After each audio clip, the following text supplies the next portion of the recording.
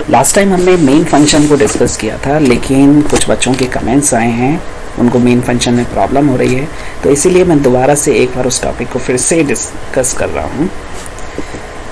Function based programming. देखिए, main function को अगर आपको समझना है तो आपको समझना पड़ेगा फंक्शन बेस्ड प्रोग्रामिंग क्या होती है। फंक्शन बेस्ड प्रोग्रामिंग में जो एक बड़ी प्रॉब्लम है, यानी एक बड़ा सॉफ्टवेयर है, उसको हम एक साथ ना बना के हम उसे कई सारे छोटे छोटे मल्टीपल पार्ट्स में डिवाइड करते हैं, और उन छोटे छोटे मल्टीपल पार्ट्स को हम कहते हैं फंक्शन।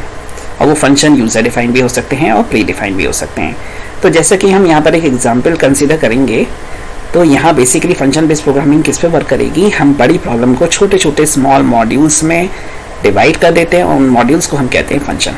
जैसे मैं यहाँ एग्जाम्पल कंसिडर कर रहा हूँ, मैंने यहाँ 3 फंक्शन बनाए, F1, F2 और F3। आप इसे समझ सकते हैं, कैलकुलेटर नाम का सॉफ्टवेयर है जो कैलकुलेशन करेगा। तो F1 एक फंक्शन है जो एडिशन करेगा, F2 एक फंक्शन है जो सब्ट्रैक्शन करेगा, F3 एक फंक्शन है जो मल्टीप्लिकेशन करेगा। इसके बाद जो फंक्शन बेस्ड प्रोग्रामिंग में सबसे बड़ा जो फंक्शन होता है मेन फंक्शन।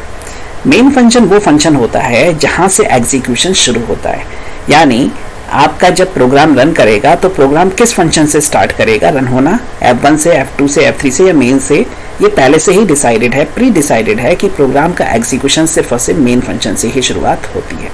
तो मेन फंक्शन से शुरुआत हुई, मेन फंक्शन में हमें एडिशन को यूज़ करना है, तो हमने F1 फंक्शन को कॉल किया, तो हमारा जो इंटरप्रेटर है वो मेन फंक्शन से कहाँ मूव करिए, F1 पे। F1 फंक्शन पे आया, F1 फंक्शन की जो फंक्शनिंग है उसने परफॉर्म की, और परफॉर्म करने के बाद वो वापस मेन में लौट आया। इसके बाद मेन फंक्शन ने F2 फंक्शन को कॉल किया, F2 फंक्शन ने अपनी वर्किंग की, F2 फंक्शन की वर्किंग खत्म होने के बाद फिर दोबारा से वो मेन में लौट आया। इसी तरह F3 को कॉल किया, F3 ने अपनी वर्किंग की, और F3 के काम खत्म होने के बाद वो दोबारा मेन फंक्शन में लौट आया। यानी कहने का मीन्स ये है कि मेन फंक्शन से ही एग्जीक्यूशन शुरू होता है और मेन फंक्शन से ही एग्जीक्यूशन खत्म होता है। बाकी सारे फंक्शन जो होते हैं वो इंटरमीडिएट होते हैं, उन्हें हम ज़रूरत पड़ने पर कभी भी कॉल कर सकते हैं, यूज़ कर सकते हैं, लेकिन आपको बाद में मेन फंक्शन में ही लौटना होता है। तो अब आप समझ सकते हैं, मेन फंक्शन वो पहला फंक्शन है जो दूसरे फंक्शन को कॉल करता है, यानी जहाँ से एग्जीक्यूशन शुरू होता है वहीं एग्जीक्यूशन खत्म होता है, उस फंक्शन को हम मेन फंक्शन कहते हैं। हमने यहाँ पर एक एग्जांपल कंसीडर किया था, ये मैंने एक फंक्शन बनाया एडिशन नाम का, यहाँ 2 नंबर का एडिशन हो रहा है, और यहाँ हमने मेन फंक्शन बनाया और यहाँ हमने मेन फंक्शन को कॉल किया। तो यहाँ आप देख सकते हैं इसका फ्लो। सबसे पहले मेन फंक्शन कॉल हुआ, मेन फंक्शन कॉल होते ही इसने ऐड फंक्शन को कॉल किया, इसमें 5 और 20 पास किया, तो 5 N1 में चला गया, 20 N2 में चला गया, और यहाँ से ऐड फंक्शन कॉल हुआ, N1 और N2 यानी 5 और 20 ऐड होकर N3 में आया, 25 आया, और N3 की वैल्यू को हमने यहाँ रिटर्न किया, वो ऐड में इस फंक्शन की जगह आएगी और वो वैल्यू N3 में स्टोर हो जाएगी। तो यहाँ जब हम डिस्प्ले कराएंगे N3 को तो उसकी वैल्यू आपको 25 डिस्प्ले हो जाएगी। तो मेन फंक्शन ने मेन फंक्शन को कॉल किया, मेन फंक्शन ने फिर ऐड फंक्शन को कॉल किया। तो इस तरह से यहाँ पर मेन फंक्शन से ही एग्जीक्यूशन शुरू हुआ और मेन फंक्शन पे ही एग्जीक्यूशन खत्म हो गया।